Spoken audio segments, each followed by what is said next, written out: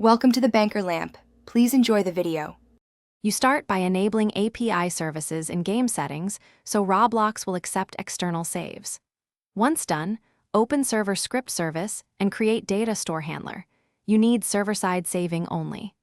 Require Datastore Service at the top and pick a unique key prefix for your game to avoid collisions. This is important because keys determine which saves belong to which place and update logic. Make sure to test locally using Play Solo with API simulation enabled before proceeding to the main implementation. You now write the save and load functions. Use Datastore Service, get Datastore with a descriptive name, and wrap all calls in pcall for error handling. Serialize only plain tables and primitive values. Instances and functions will fail. When loading, supply defaults and check for schema version.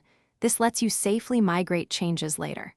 Add retry backoff for transient failures, and make saves idempotent so repeated attempts don't corrupt data. Once these core routines work, wire them into player events.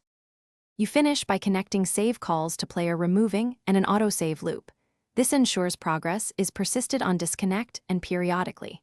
Add concise logging for success and failure paths, and provide a safe admin command to force save a player when needed.